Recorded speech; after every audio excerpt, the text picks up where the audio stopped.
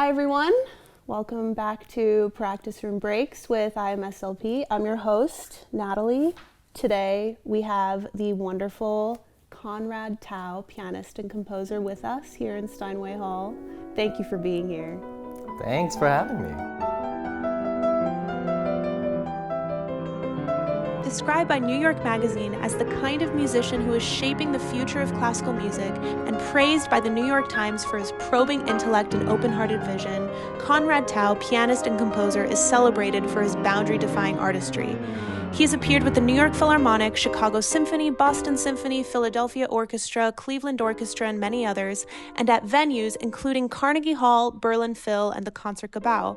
He performs both traditional repertoire and his own works for piano, while his orchestral work, Everything Must Go, was premiered by the New York Philharmonic, and he has received commissions, including The Hand from the Kansas City Symphony.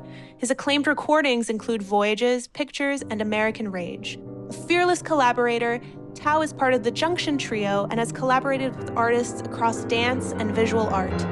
He is a recipient of the Avery Fisher Career Grant, Gilmore Young Artist Award, and a Bessie Award for his collaboration with choreographer Caleb Teicher.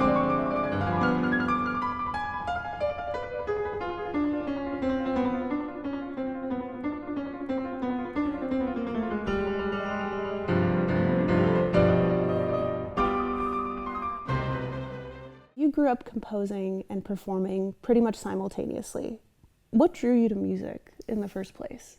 I don't remember. So that's like the completely honest answer is I don't know and I don't remember. Like I don't know how it started. What I've been told is that I have a sister who's 5 years older than me, and when I was born, she was taking piano lessons. So we had an instrument in the house, this old, kind of beat up brown Baldwin upright. And apparently when I was about 18 months old, I somehow found my way to the piano, somehow got up on the bench and started picking out nursery tunes, which I was like hearing on like a boombox in my bedroom. Yeah. So like we do have these like old VHSs of me like pawing out like one whole hand on one key, like pawing out Mary Had a Little Lamb, like one note at a time. And it's really funny, like I hit a wrong note and then I go back to the beginning of the melody and try again, which is the same amount of discipline I have today. And so I guess it seems like music was just, in a way, it was just present in the house. You know, I was listening to nursery tunes and my sister was practicing the piano, so there was just sort of this, I guess, awareness of music as a thing that existed. I started lessons then shortly after that. I started violin lessons when I was about 2 and piano lessons when I was like 3. When I look back at it, what seems to make sense to me is that I was kind of relating to music like a language. Because also around the age of 3, I had these manuscript paper books that had like maybe 6 staves to a page. And I remember like trying to teach myself how to write music. This was around the time that I was starting to read music. Okay.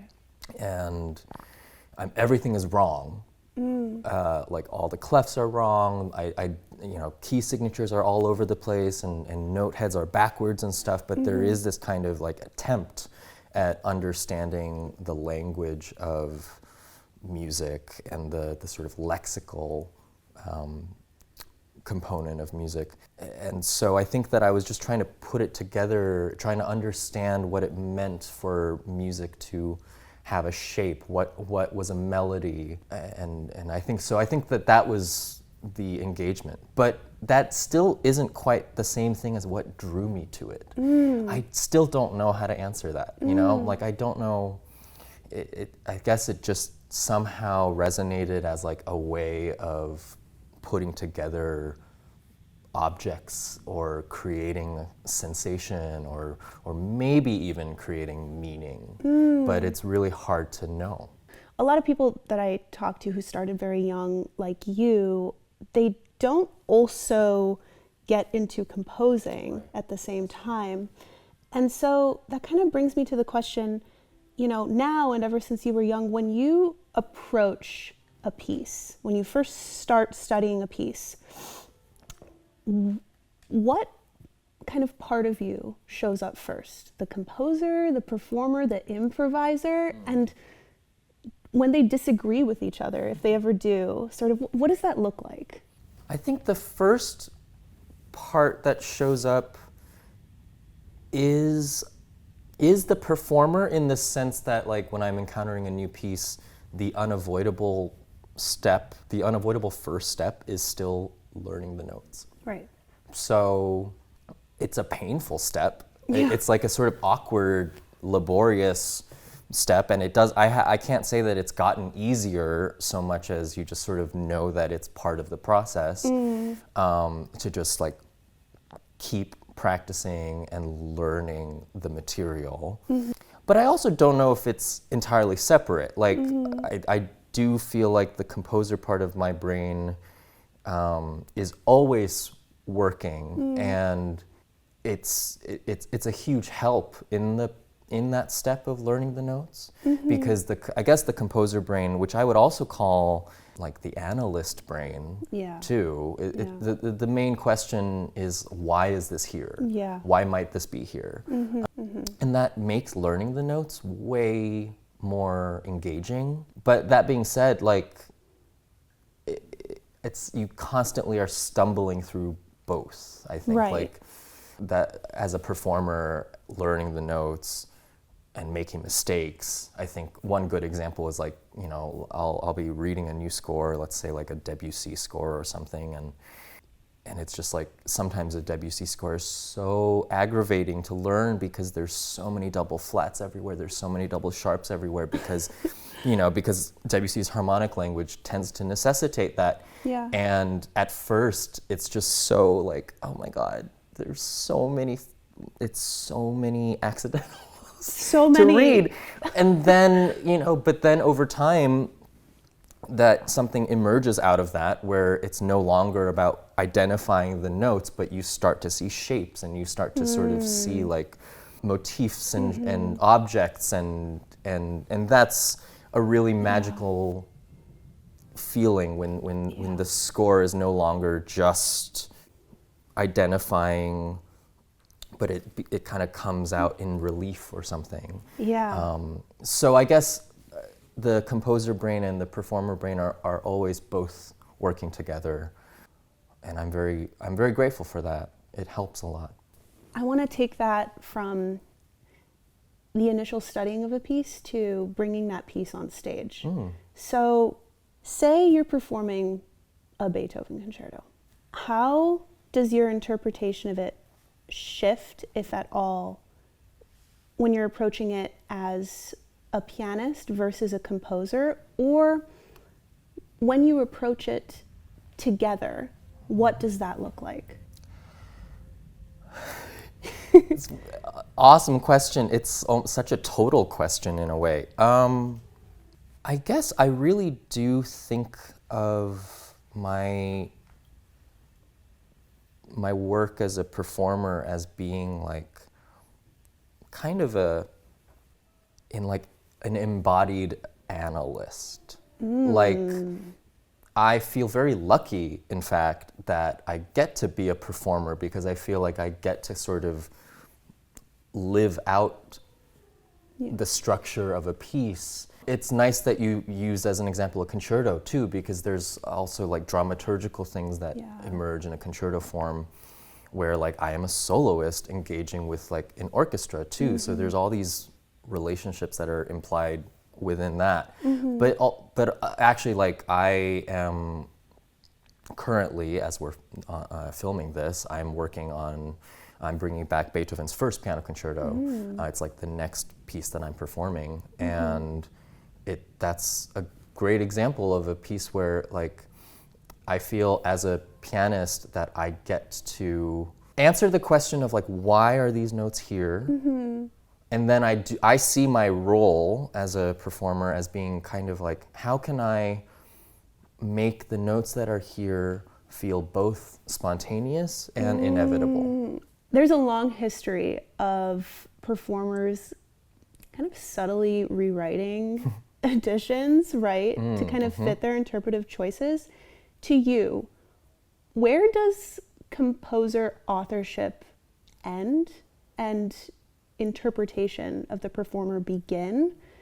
And what does that look like? I think I actually tend towards a sort of purism around like score accuracy and like trying to align with composer intention. But I think I try to do that with an awareness of some of the impossibilities of that too. Yeah, absolutely. Like Beethoven manuscripts have been a really important part of my life and my musical ideas, I'd say, in part because a lot of Beethoven manuscripts like have so much evidence of Beethoven's like labor. Yeah. Like there's so much music that's crossed out. There's so many like alternate versions of things. Yeah.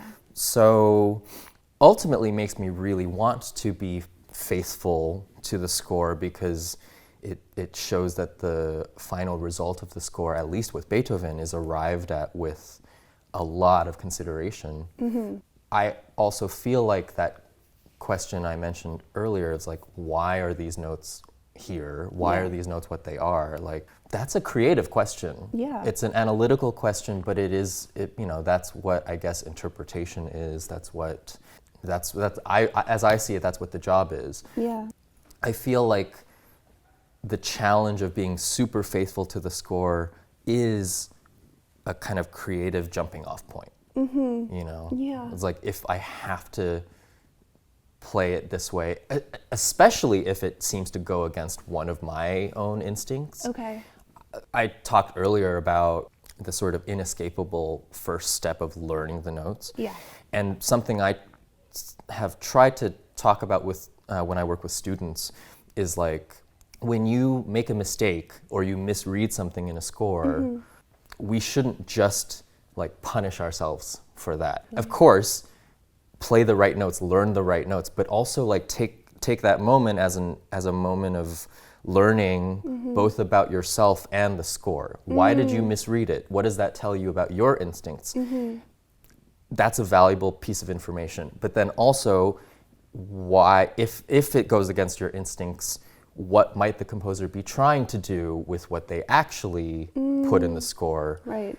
Like it can all be a way of like learning more about like your sensibility and the composer's sensibility. Right. Like it's not just right, wrong, correct, No. incorrect. It's like also an opportunity to like understand the context of both. So I guess what I'm trying to say is that like that challenge of playing it correctly, accurately to the score can be a really generative, creative, analytical, questioning experience. Yeah.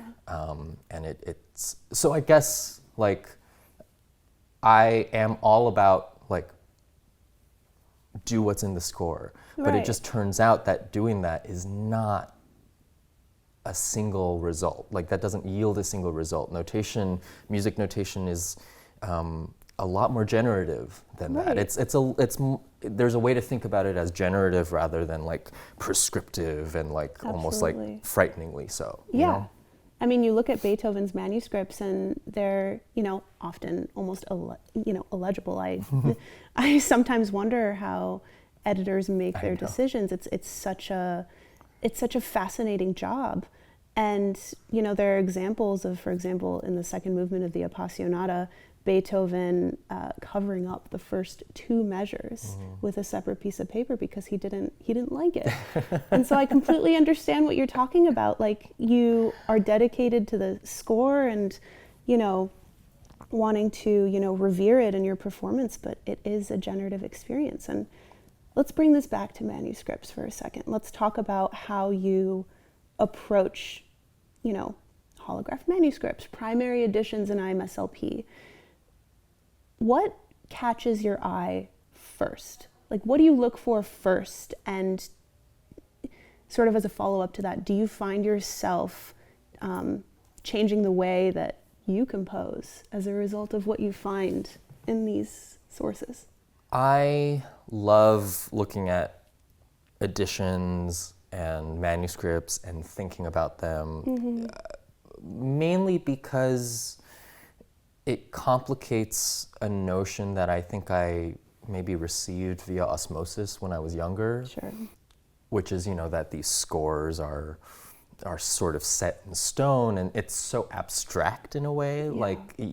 And also this maybe has to do too with how sometimes classical music, when thought of as a style and a genre, can feel siloed off from real life and history in a way. So I think when I was a kid, editions and scores felt a little removed from the historical fact that gave rise to them. I think that when I discovered that IMSLP was a resource that had many editions a lot of the time, and more and more and more manuscripts as well, it just opened up my brain, and it kind of made the process of publishing and writing so much more real, I suppose. It just gave it some actual historical context. And it destabilized the idea of the score as a completely fixed thing. I mean, it's funny, we just talked about score accuracy, but the other thing that you kind of realize when you look at multiple editions and stuff is the question of what the score actually is a little bit more complex than just, this is what you bought from, Pedelson's, R.I.P., and that's just it. Right. Which can be destabilizing in a scary way, but I loved it. For me, it made it much more engaging to think about these questions, and it sort of, I felt like it demanded a lot more from me. It meant that I had to make decisions, and I had to read, and I had to think, and I had to sort of analyze, and that really what's important is that I could start having a point of view on why things were what they were. Yeah. So I guess that is how I try to look at scores when I'm researching a new thing or learning a new piece. I'm interested in what does the manuscript look like? How did this composer work? So we talked about Beethoven. How did Mozart work? How did Liszt work? Everyone has a slightly different approach to writing out their manuscript. How did Bach work? And then the topic of editions is interesting too, because how did Debussy interact with Durand, who was always the first publisher of his work, and then how does that square with a Henley edition that I also have that is has a bunch of editors' feedback inside of it. I don't know, I guess in a way what's nice about that to me is it humanizes everyone involved in this process. Yeah. You have to confront the fact that they were a person, which is really valuable, I find. And then also it just gives you a little bit of insight into some of the questions they may have been asking or thinking about. Yeah. And it helps me feel connected to an ongoing tradition. Yeah. As I look at, say, multiple editions of Kreisleriana, and you look at Clara Schumann's edition of it, and you think about what that might have meant historically, what she may have been trying to communicate in her edits. Also as a pianist, when I look at a Clara Schumann edition, I'm kind of I want to see the Clara Wieck fingerings. She was legendary as a pianist of her time. I really want to know what her fingerings were. Yeah. Just there's so many different interesting angles that thinking about editions and looking at all of this cool evidence. Yeah. It opens up so many doors, I find, in my thinking, and it's just kind of fun. I think it satisfies the part of me that romanticizes research. Yes, yeah. It's such almost an intimate relationship with these composers. It's you're talking to them. And, on the topic of research, it's almost sometimes I think of it as archaeology, right? Yeah, exactly. Yeah. And also I think within that too is you also become aware of what you can't know. Right. Fully. Yeah. I'm sure there are devoted scholars who are poring over Beethoven manuscripts and maybe using like more in-depth scientific tools to try to see like which of these things that's crossed out is the first. Right, you know, right. and that would be really interesting to me. I love looking at the crazy the Beethoven manuscripts and thinking like, oh, what was his first option, and then the second option, and then the third, and then the fourth, because he's often going through at least 3 other possibilities before landing on something.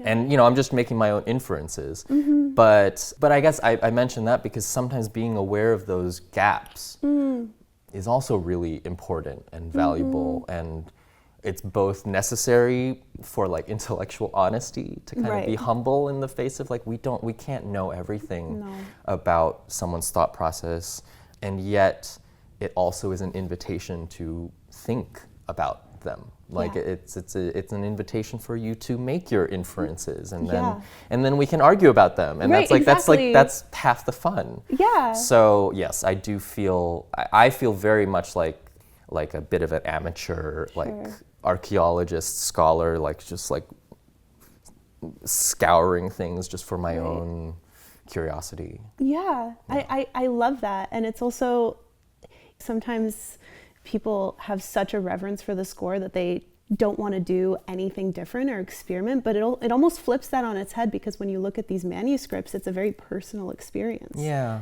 Right. Definitely. Well, and also I understand emotionally where that approach to fealty to the score might come from. I just actually disagree with it, because to me that isn't fealty. Like to me, the true fealty to the score would include all of this questioning. Exactly. Because that is actually the historical truth. Yeah. You know, just one random example that's coming to mind right now is not so much about manuscripts, but just this thing about understanding more historical context or something. Like the Debussy Etudes, which is a piece that I spent a lot of time learning about a year ago. And in the first page, like Debussy writes this paragraph about, he's such a saucy little minx. He writes this paragraph about he's not providing fingerings. He's like writes this little manifesto almost about how when you provide fingerings to a keyboardist, you're like robbing them of one of the pleasures of learning a piece. And also he talks about the impossibility of providing fingerings that apply to everybody. Okay, Claude. I know. It's very, very funny to me, and I think there might be a little bit of irony and humor in it. But I also have an edition that includes that paragraph, but also provides a million fingerings. I guess I bring this up where both things are helpful, but knowing that he kind of deliberately positions the score in such a way where it's like they're etudes, it's about you thinking of your own fingerings. I don't know, there's something meaningful there to engage with, even if you're just like, oh, he's so annoying, he's so silly. That's still something to think about. It's something to engage with, as opposed to the idea that the score is just there to kind of tell you what to do. I guess that's what's interesting to me. And I would say necessary. Yeah. To really be faithful to the score, you kind of should know at least a little more about that. Absolutely. Yeah. I understand that you prepared something very interesting and special for us regarding the exploring manuscript. Oh, yes. Or exploring an edition. Very interested in seeing that. I'm so eager always to share little examples of this scouring and just the stuff that I feel is so clearly in front of us when we are looking at a manuscript. I mean, you know, it's endless examples. I am hungry for it. Feed us. So I have in front of me the manuscripts to Beethoven's first piano concerto, and this is like the piece that I'm working on the most actively right now, but also it's the first piece that really kind of was a huge inspiration, a huge like moment of contact with all of the pleasures of looking at manuscripts in the first place. So in classic Beethoven fashion, there's like crossed out material everywhere, but I'm just going to talk about a couple of cool examples. The first example that really like lit my brain on fire is from the first movement of the concerto. It's from the development of this first movement, and it blows my mind because it's the first time that I ever came in contact with an alternate version of music that really like changes the entire feeling of what a moment in the piece could be. So I'll just play first. So this is it's a section in the piece where Beethoven has the winds basically just taking this basic motivic material of the entire piece, this like octave and this rhythmic motif. And the winds in this section of the development, it's just a cycle. So they're just.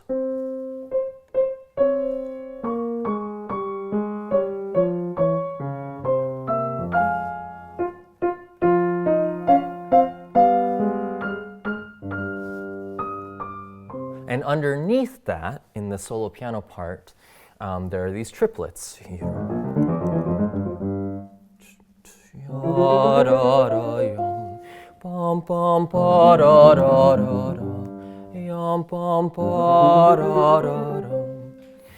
So what I just played is the music as we now know it, the sort of finished version of the piece that is always played in performance today. But if you look closely at the manuscript, there's crossed out material in the solo piano part that really, really significantly changes the harmonic trajectory or the sort of pivot points, I suppose. It just changes the harmony, period. So I'm now going to play the alternate version that Beethoven, I'm assuming, wrote first before changing his mind. So.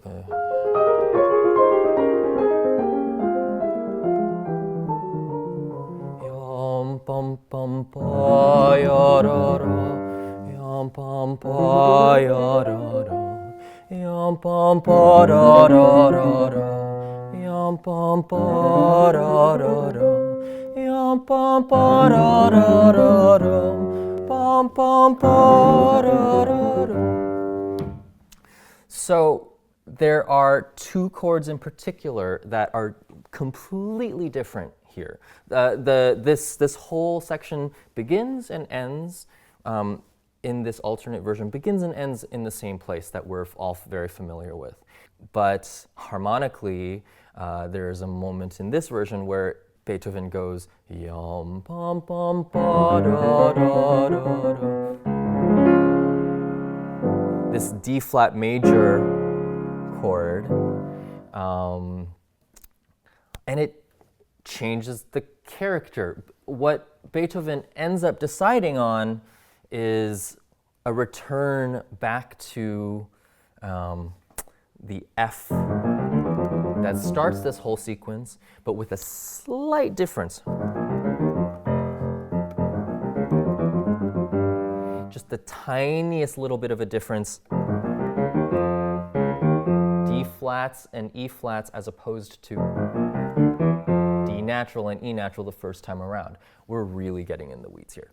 And I don't know, to me, the sort of progression from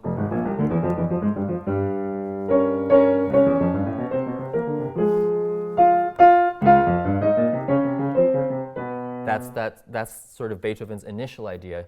I'm sort of imagining like he's trying to create as much motion as possible, perhaps. Like the sensation he's going for probably is this kind of churning harmonic progression.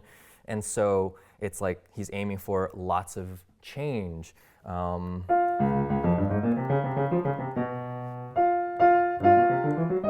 We see another similar sort of thing going on here.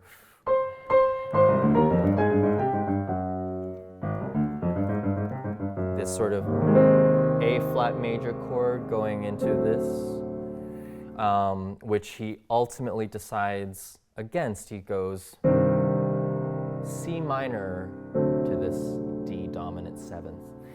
So, I mean, who knows? Maybe to you, this is just a tiny little thing, but for me, this kind of blew my brain open and was just this crazy evidence of possibilities not taken, paths not taken.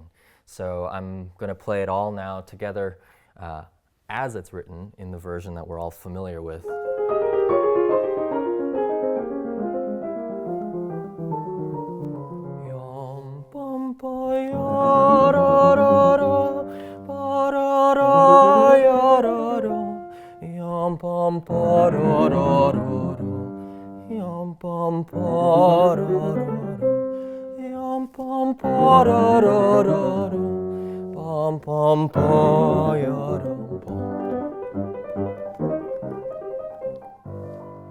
So that's the music as it is. But because I know what it might have been, it helps me think more about the why of the choices that Beethoven ultimately makes, the choice, the final choice that Beethoven actually makes. And so I can think about those questions, like why return, what is gained by returning to this F. You return to something familiar, but then you move somewhere different, and the sensation of that is distinct from constantly moving into something different. So that's one example. That's in the first movement. The second movement of Beethoven 1 has just as many, if not more, crossed out things in it, and I wanted to just use one extended example of this because it's a great example of how I think most of the time when you're seeing composers kind of labor over their choices, they're usually making good decisions in the long run, I think. So this is something from the return to the opening material in this second movement. It's a restatement of the opening theme with more texture, with a little bit more rhythmic bounce. And I'm going to first play a version of this material, a version of the piano part that Beethoven ultimately decided against. So.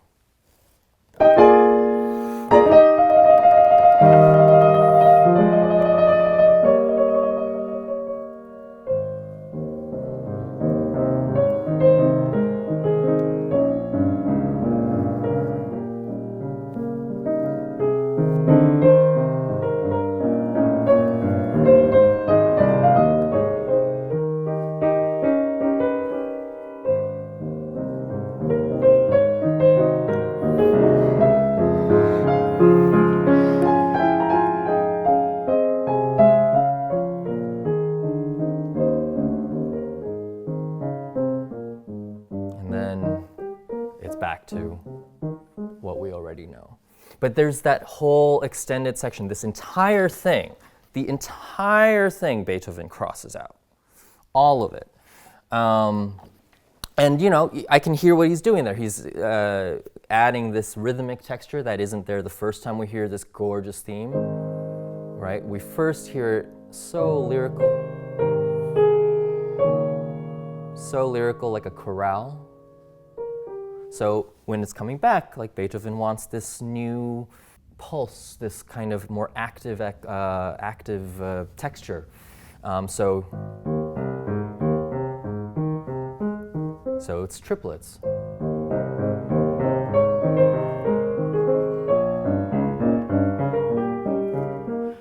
Nice, right? It's logical, but he decides against it.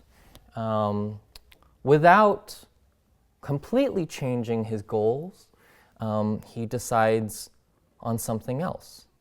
So this is the music as we know it today.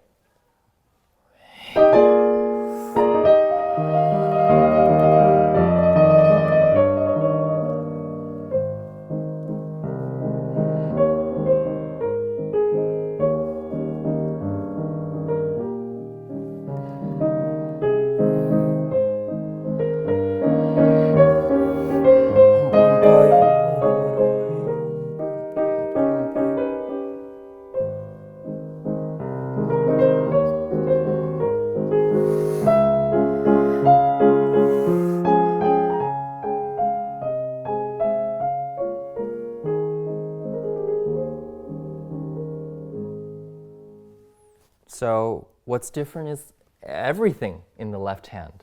Instead of this kind of arpeggiated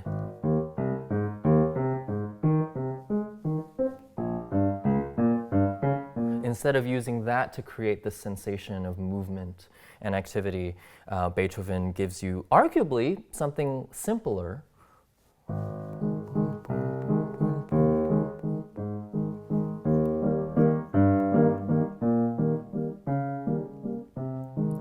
But what I love about this is that he still is able to create, by using these triplets, he's still able to create this feeling of new activity and this texture, but he's also still articulating the quarter note pulse with the bass.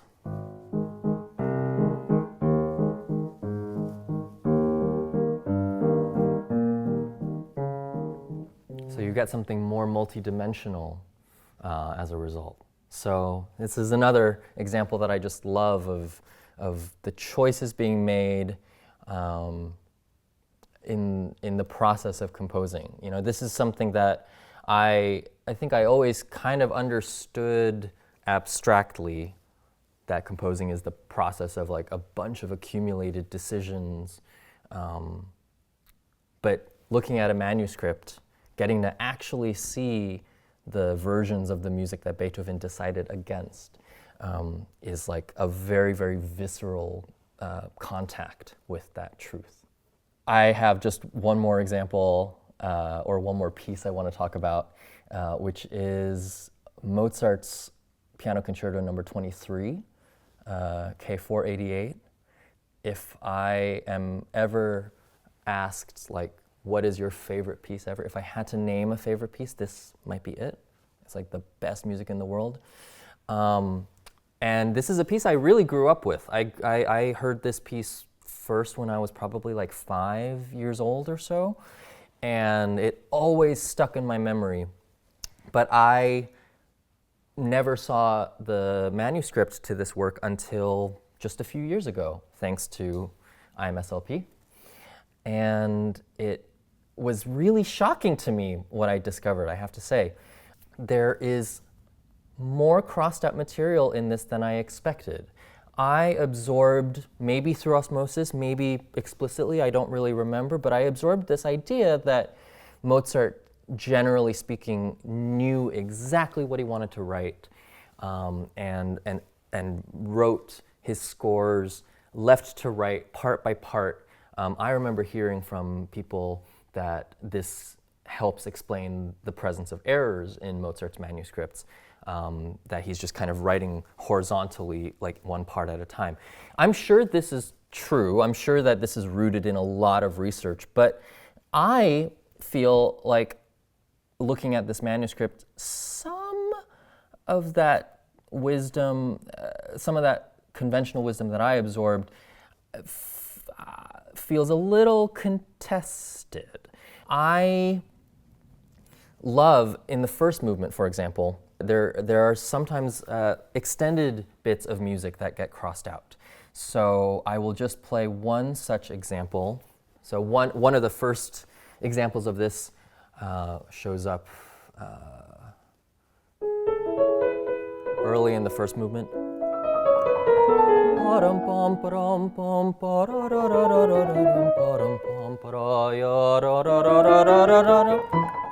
So there's all this music.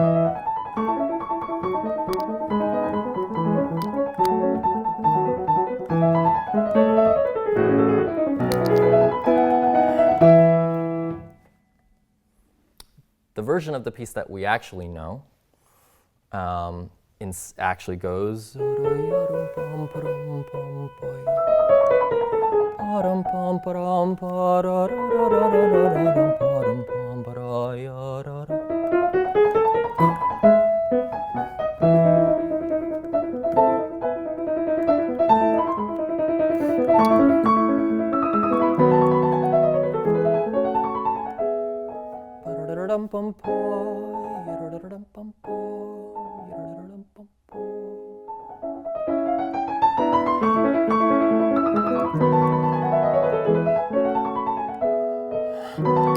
Now again, after this, there's more crossed out material.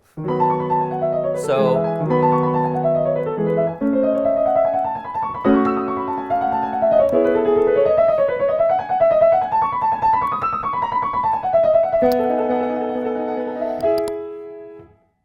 but all that gets crossed out, and instead, how does it actually go in the final version of the piece?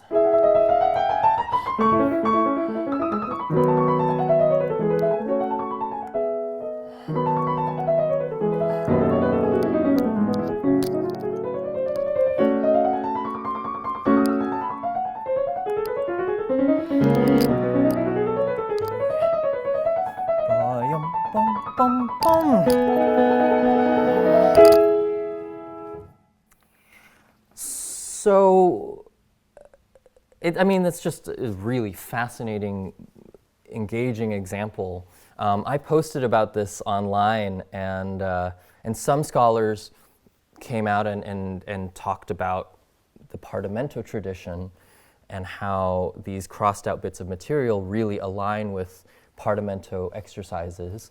So one possibility is that Mozart was writing these this material out perhaps as like a study for where the music would eventually go, and then he would cross them out and then flesh it out later.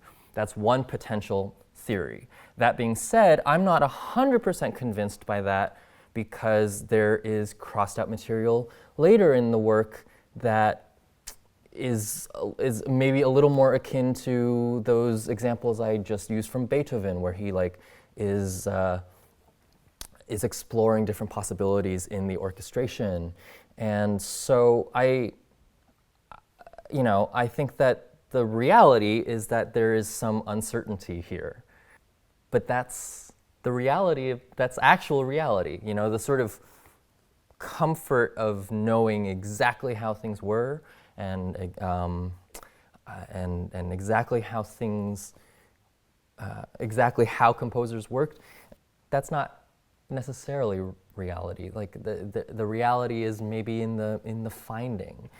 Perhaps Mozart was human. Perhaps Mozart in the beginning of the last movement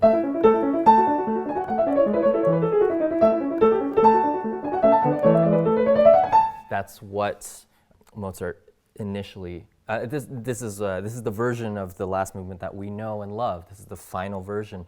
But if you look closely, Mozart actually first writes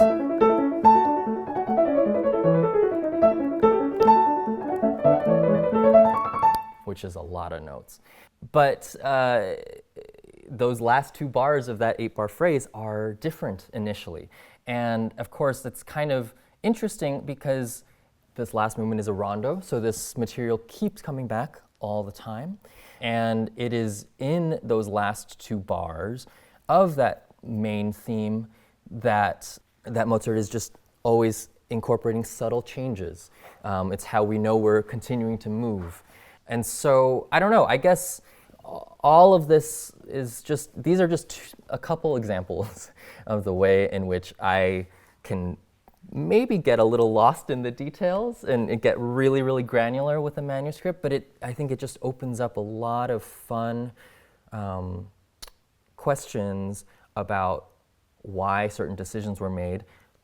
Paradoxically almost, knowing that there are all these alternate versions makes the final version that these composers are deciding on much more sacred in a way. I think that we often in a classical music education, especially early on in a classical music education, it's easy to think of these pieces as emerging, as like these moments of crazy divine inspiration, like emerging from on high. And looking at the actual traces of the hands of these composers opens up this other possibility, like maybe what we think of, maybe that feeling of divine inspiration, that kind of like seemingly perfect idea is related to the actual work of trying things out and exploring possibilities and making active decisions. Maybe that and this idea of divine inspiration are actually the same thing. And so, yeah, that's why I love looking at manuscripts, and that's why I love IMSLP. I love this concept that we're discussing right now of looking at a score as almost like this, again, intimate communication with the composer, almost like you're reading their diary and trying to figure out what they're it's like a historical object. Exactly. Yeah. We mentioned, archaeology research. Yeah. So obviously on IMSLP there are multiple editions for almost every piece that you can find, Schirmer versus Durand of a Ravel, right? So would you ever consider blending or re-engraving like two editions or multiple editions to sort of fit your interpretive choices? And if you would, maybe what piece? Oh, that's such a fun question. I probably am more of like a collagist, or like I remember like Kreisleriana was a piece that I spent some time, just like the example that's coming to mind is like just looking at ties between like three different editions. And I can't say that I ever come to completely like conclusive places with these questions. I think I try to like learn about the various options that are out there, the various interpretations, the various changes that people have made, and then I try to make a choice that feels most right to me. So I don't know, I might not re-engrave because I love the sort of feeling that I'm like working with an archive and sort of messing with the archive. And I love the like aesthetics of different editions and different publishing houses and their sort of engraving their fonts, essentially. Yeah. So I don't know. I think I would probably like I would enjoy maybe putting together a critical edition, so to speak, of Kreisleriana, for example. But I think for the most part, I really enjoy the position I am in, which is to sort of like avail myself of all of the amazing stuff that's out there, which is also always a constant reminder of all the stuff that is out there that I am not seeing and don't know. But I really love that feeling because it connects me to others. Right. I think that's the cool thing too about it, is that it helps this whole tradition feel more real and human, and it's a reminder that all of these people, all these editors, all these copyists are also people involved in this whole thing. So we're all constructing this archive as we go along. So I really like feeling like I'm in the sauce. Yeah, in the sauce, I love it. You're all building this piece together. Yeah. Yeah. It's the ultimate collaborative experience. I mean, we could even open up the philosophical question of like, does the piece even exist without the performance of it? Like, interesting. So you could argue that the music is constantly in the process of being made real. Yeah. So I guess like what even is the piece if there are all of these different scores that are evidence of the piece, and also since our tradition does predate like recording technology. Okay. The world of recorded music, these questions are slightly different. Although I think there are still interesting questions about like what is the work. But once you get into recordings, like you also have like audio is more of an object in a way. It's a different kind of object from say the score. So I like something unique to this tradition of classical music, notated music, whatever you want to call it. There is that room for these like very open questions about like, does the piece exist until you are in the process of playing it, learning it, engaging with it. So yeah. Absolutely. It's interesting that you bring up audio. That kind of makes me wonder, when you're recording a piece, do you feel like the piece sort of suspends in that way? Because, people can always reference that recording versus a performance. It's a spontaneous experience. They're in the hall with you, maybe listening to the piece for the first time. I mean, where do you see the relationship there, and how does that sort of feed into what we're discussing in terms of, does the piece ever end, or like, what is the piece? I mean, I think I haven't really done it yet, but I see myself as someone who will probably end up re-recording stuff and returning to stuff. I think recordings are interesting because recordings, in a way, you are creating an object on its own. Yeah. But I do think of myself as like also a live performer, first and foremost. And so I often really love doing like long takes in a recording context, because part of me does see it as like trying to document a moment and a special kind of performance or something. Like, I like the complexity of that. I like the way in which you are sculpting something, but you are also capturing something. So it's definitely an interesting, challenging question. I think I tend to be more on the side of like, let's try to capture how I see this piece at this moment in time, as opposed to creating an authoritative, say, approach to it. But that's a question that I'm constantly asking myself. Yeah, I think we should all constantly ask ourselves that question. It kind of reminds me of returning to a book that means a lot to you at different points in your life. What does it look like for you, at this point? Most young musicians now, and musicians in general, find their scores through IMSLP with this incredible archive that we have, as opposed to, finding it on a publisher's website or through a teacher. What do you think this kind of open access does to a musician's sense of discovery and ownership? That question makes me think about some of the books that I grew up with. Gosh, there's one like really iconic Dover Dover book that collects a bunch of Debussy works together. I'm sure pianists watching this, I'm sure many of them know what I'm talking about. It has this beautiful Monet image printed on the cover. Oh my God, and it's all about early music, early Debussy. Absolutely, yeah. Mine is all like colored and tattered, Yeah, it's so beautiful. And so actually, that question makes me think really fondly about that era of how we used to buy scores and engage with scores, or maybe get hand-me-downs and stuff. So I do have a lot of affection for that, but it does make me think that like that kind of curated compilation of scores is probably less common today. Probably.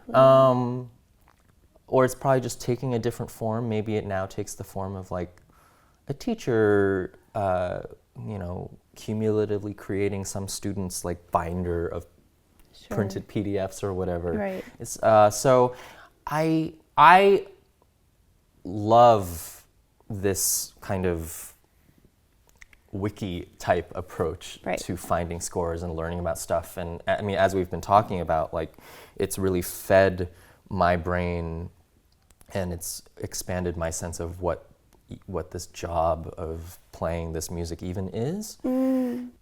So I am all for it. I think that kind of open access has opened up all of this like ability to kind of bounce around and explore things. I feel, as a result of it, way more connected to what I would call the reality of this music. Yeah.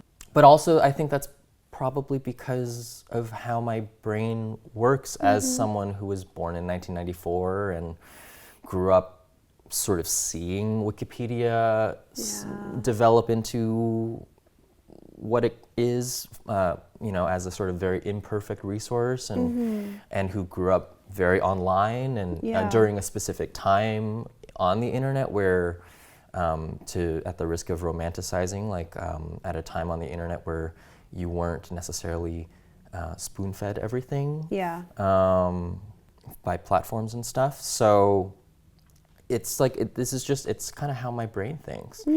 But I'm ultimately all for it. I think because it makes much more accessible stuff that maybe at one point was more reserved for people who had access to, say, scholarly resources. Sure.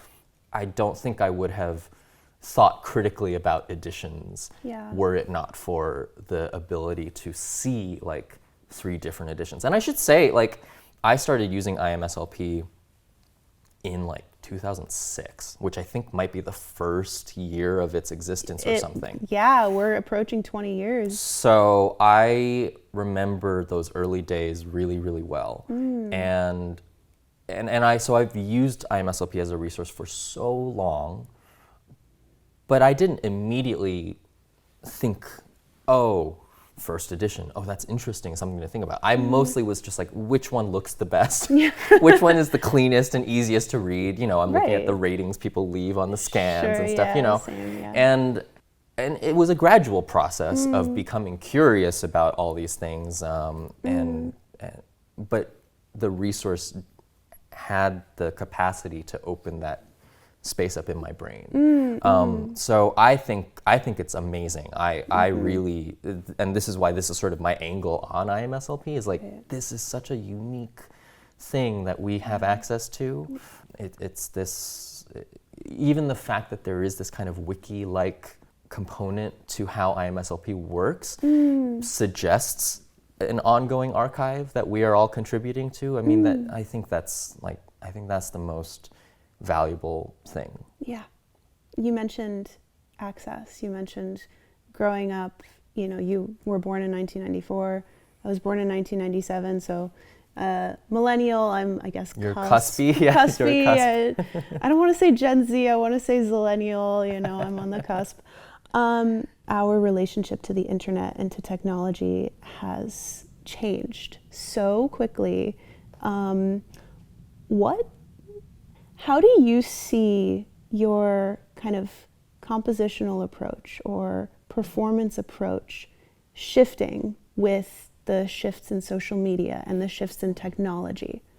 I don't know if I can say my approaches have shifted because of technology so much as they've been kind of shaped by them. Shaped, okay. I do think that as a pianist, my perspective has been so informed by everything we've been talking about. This sort of like awareness of these scores as not like prescriptions from on high, but rather like living, breathing objects from history. That's totally informed how I play this music. It's been nothing but positive in that sense. It's been super inspiring and motivating. And when I think about my composing and technology, I mean, first of all, I've been using notation software, so therefore like engraving my own stuff. Sidebar, I love that we've kept engraving as this like kind of anachronistic term from many, many centuries ago. So I've been using technology from day one as part of my process. Actually, now that I'm saying all this, I will say, like, when I was a kid, I was always using computer notation software, and I still do, but now my process has expanded, I guess from a technology standpoint, expanded in multiple directions. So now I use a million different tools. I'm recording voice memos on my iPhone, and I love the iPhone microphone. I love all of the crazy compression that you get on it. So I'm using that. I'm like loading that maybe into a computer and stitching things together. I'm writing stuff by hand. I'm using like a digital audio workstation to construct things. I love all these different methods because I find that they open up different possibilities. Like working in an audio environment when composing sometimes frees me from certain strictures or limitations I'm subconsciously putting on myself because I'm trying to think within the framework of notation. But at the same time, when I'm thinking from the angle of notation, I get different musical results as well. And basically both things have limitations that I try to activate and stuff. So Yeah. I guess, again, maybe being of a generation that had a lot of tools available, I guess it has really shaped my methods. And like I'm, as a pianist, like I'm an iPad musician, like I have been for over a decade now. Right. That undoubtedly has shaped how I approach things, because again, it's kind of like, oh, I can bounce around, I can literally, while practicing a piece, bounce around 3 different editions of it to think about stuff as I'm learning the notes. Right. So that, you know, it's definitely all been shaped. Social media is like kind of its own beast. Yeah. But I do think that once again, maybe the commonality in everything I'm talking about is like, it's just this interest in, I guess, a kind of collaborative meaning making, maybe. Just this experience of being with others, kind of all trying to explore things together and connect. I'm thinking right now about like being 15, 16 on the internet and really trying to find my people and trying to find like other music lovers and stuff. And I'm thinking about how important that was to my life during that time of my life. And that's probably still the thing that sticks with me. Not so much specifically as a pianist or a composer, but just as a musician in the world. Like, I think I still have this kind of optimism deep down that like people can love music from all walks of life, and that you never really know what might really turn someone on. Exactly. Just based on where they come from. Yeah. I have like a little bit of a silly question. Go for it. Speaking of like social media, technology, which composer do you think would be like the most tech savvy / like viral? Like what would they be doing? The first person that's coming to mind, because I've read some of his letters and he comes across like such a little jerk, which I think would be very compelling, is Mozart. Yes. I feel like Mozart would actually, I think that he might get canceled really fast. He would. Yeah, he probably would. I mean, the letters are so awesome and funny and also very interesting and sometimes extremely deep. I think the sort of prankster Mozart side is pretty well known. Yeah. I always love, because it's used as, in scholarly materials, it's referenced as like evidence of performance practice, but the letter itself is so funny. He has this letter where he's talking about how like he played for maybe some Italian royalty, I think it's Italian royalty, and how he's just like, their minds were so blown by how I was able to keep my left hand steady and my right hand free. This is like the second movement of 332, the F major sonata. Yeah. And he's just like, they were so amazing. He's speaking so scornfully about them. He's like, these idiots were so impressed with my playing, which is so funny. And I'm like, you're such a jerk. And then he like insults Italians for like the rest of the letter as well. So I'm just sort of like, I bet he would be like, yeah, he could be like a YouTuber, like causing controversy. Oh yeah, super snarky. All the people in the comments be like, as an Italian, like yes. Yes, totally. There would be beef. It would be really funny. Yeah, yeah. Also, maybe not as attention grabbing, but this is a good opportunity to talk. Like, I do feel like there was maybe a time when composers were more readily like participating in criticism and discourse and stuff, and it makes me think about like Schumann, who was like a very important critic of his time, and I'm like, you know, probably there would have been, he would probably be trying to create discourse. Oh yeah. If he were around today, and so that's a fun question. Yeah, he would be stitching performances like 10 seconds in, he'd be like, 2 measures in, I don't know how I feel about that. That being said, like, I guess the problem is like Mozart would be good at short form video. He would. Schumann would need like 45-minute video essays. He probably would. Yeah. Mozart does not need 45-minute essays. No. I think Schumann would be, doing 45-minute essays about, I guess, like, what is it, railing against the Philistines and stuff, So true. Your orchestral piece, Everything Must Go. You've described it as a curtain raiser to Bruckner's Eighth Symphony.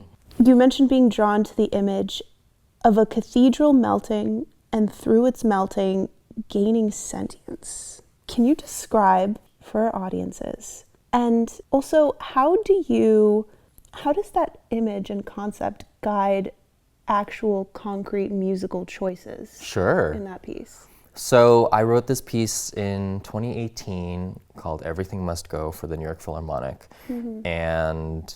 And I knew from the outset that it was going to be the opener on the concert and that it would flow into Bruckner 8. That was like my prompt, essentially, which I welcomed. To me, that was like a very cool challenge that also like aligned with the way that I program my own recitals and stuff. So I went in with that goal of like, okay, how do I do this? What does this mean? It was also an opportunity for me to like get deeper into Bruckner 8 and to spend some time with it.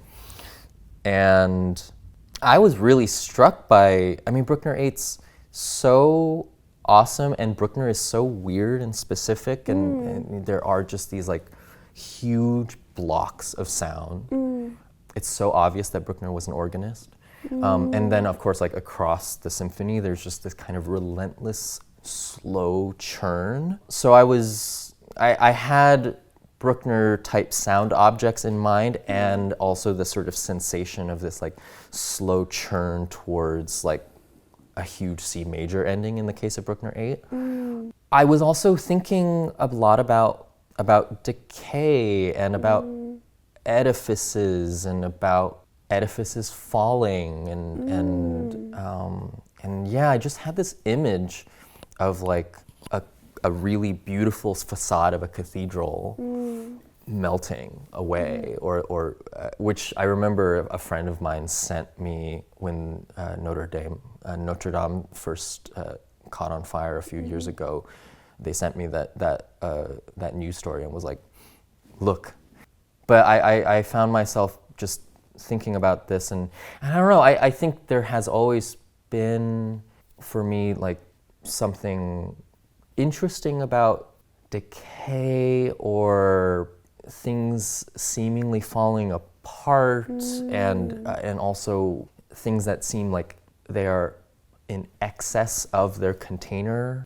And so I just had this idea, like, what if you had like a strong edifice that starts to fall apart or decay or melt, and then somehow that melting is something coming alive, maybe, coming to life, gaining sentience, gaining agency, having, developing a drive of its own. What would that mean? And musically, what that basically meant was that I start the piece off with one musical object, which also was inspired by some of the double-dotted rhythms that open Bruckner 8. And it's just this, I guess it's a short little motif. It's kind of like a fanfare. And then it's essentially like the first 3 minutes of the piece are just that object like getting kind of cracked open.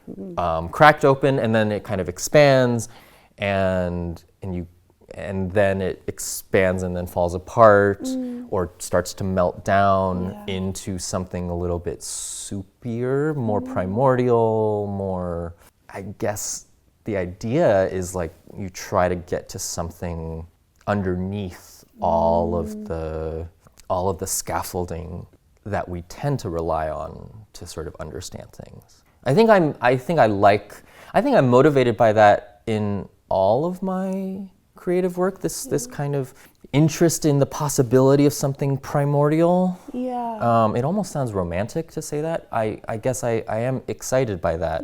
Like, in a funny way, we've been talking this whole time about like the historical archive and all of these different materials and stuff, and for me, like, what that often has done is it's destabilized the idea of the score as like a single authoritative object. It's also, I would say, given me way more respect for the score, but I think that respect is developed via understanding that one edition cannot be the absolute authority on everything. So then basically, like, I guess the idea is like truth must lie then in a different process of like putting something together, that like the truth of music lies more in our need or desire or interest in connecting these dots in the first place, rather than like the dots themselves. Not that it's necessarily dichotomous, but like for me that's like is something that I get very excited by.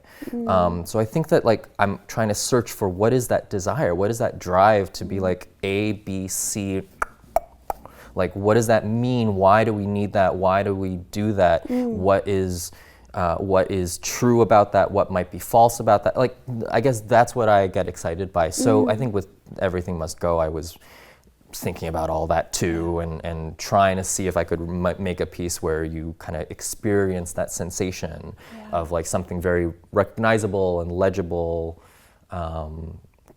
cracking open and then becoming something that's a little bit more mysterious. And then, because it was a curtain raiser to Bruckner 8, it all kind of like, it dissolves into the opening of the Bruckner. So the effect kind of is that it sounds like Bruckner's piece emerges out of mine, which is wild and hilarious, but it was a very fun thing to try to create and write for. So This makes me so curious about your programming style. How you of course. Programming. Can you think of maybe a program pairing that maybe looked risky or really bold on paper but worked really well in the hall, and what made it work? So 2 examples come to mind. One is from one of my first programs to kind of play with applause breaks and to juxtapose pieces together, like, which I almost feel is like my party trick now. So I remember encountering Rachmaninoff's Etude Tableau in A minor, Opus 39, number 2.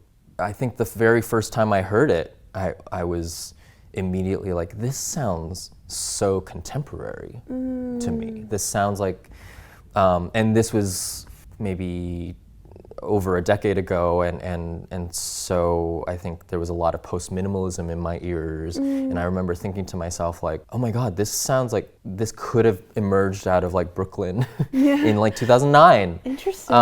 And just the sort of like insistent 3/2 of the rhythm, the sort of beautiful open harmonies of it. I just remember thinking to myself, oh, there's like this interesting quality to it that feels very contemporary. So I put it alongside, I guess I put it in between a Julia Wolf work, a short little Julia Wolf piece called Earring, and I put David Lang's Wed on the other side of it.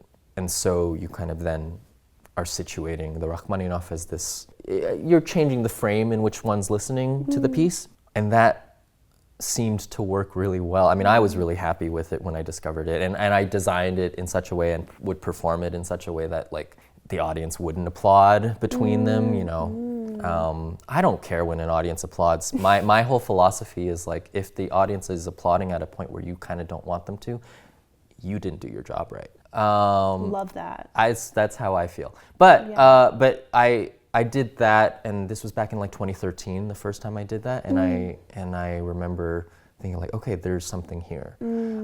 I should also add, like, I am not the only person who does stuff like this. I am not the first. I want to name check Marino Formenti, who is the pianist whose work was a huge inspiration in this regard. He had an album called Kurtag's Ghosts that was a huge influence on me, and I had not yet heard him in person yet, but he's even more extreme. He plays the entire first half and second half of his programs without any sort of applause breaks. But it was very inspiring to know, like, oh, you can approach programming in this kind of way. Another example from my own work that's more recent is I put together a program that I still tour called Rachmaninoff Songbook that sort of situates Rachmaninoff as an American composer and as a proto-pop composer, and that's sort of the premise of the entire program.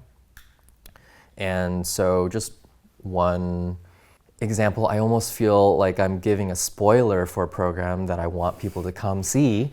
But there is a point at which I play a transcription that I made of Art Tatum's 1953 recording of Somewhere Over the Rainbow by Harold Arlen.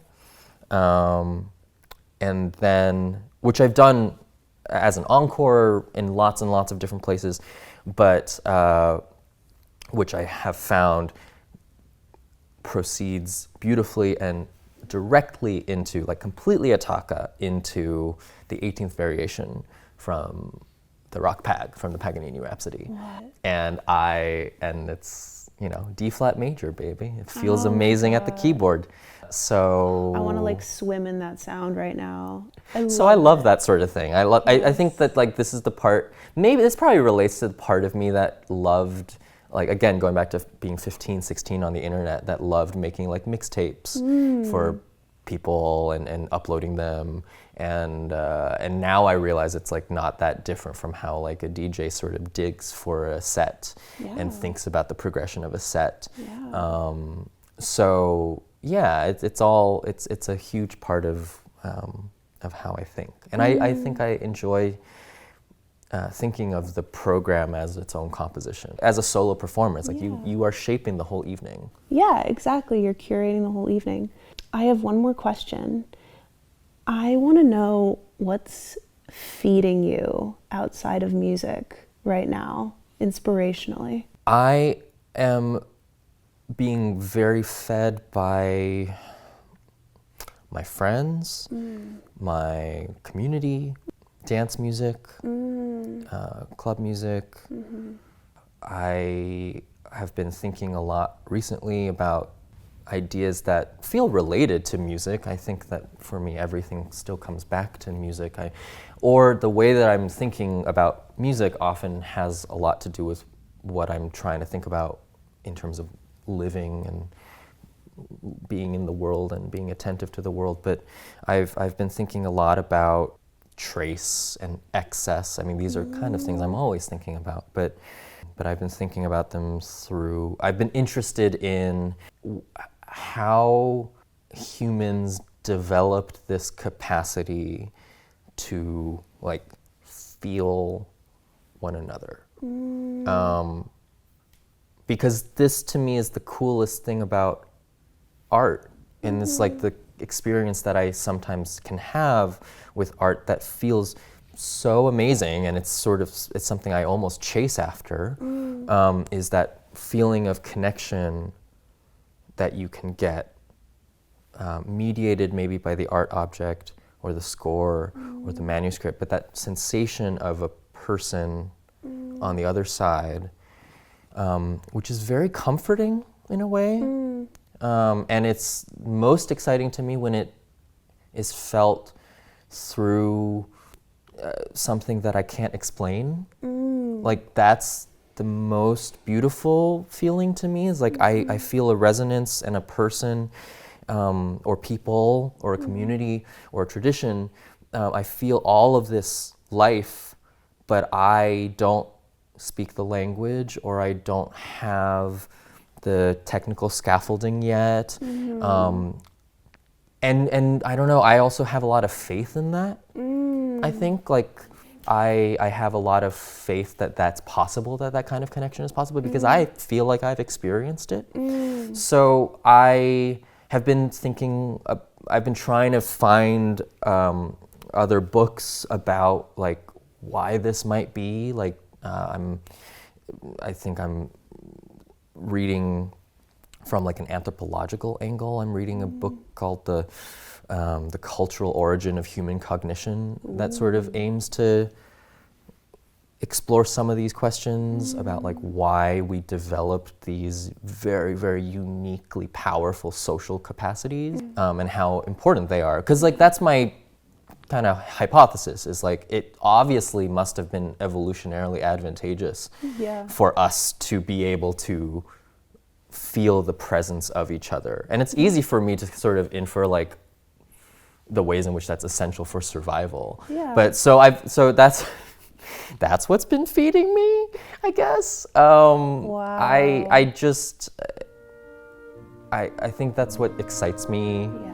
I get really inspired by that. And I mentioned dance music earlier, and I just so love a good dance floor experience, because as a musician, I look around a really amazing dance floor, like when it's a really great night, and I'm like, these are people who love music so much and are living it in such an embodied way. It just makes perfect sense to me. So I find that really inspiring, and I think that definitely, it resonates simply with how I think of my work as a pianist and as a musician. What a beautiful answer. I'm very inspired by this conversation. I feel like I want to go home and approach my own work, whatever that is, in a deeper way, thanks to you. And I'm sure everyone feels similarly, I hope. Thank you so much for such an enlightened conversation. Oh.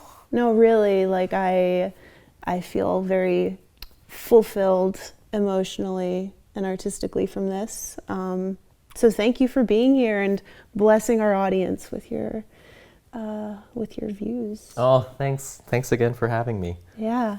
Well, this was Practice Room Breaks with IMSLP, and we'll see you next time.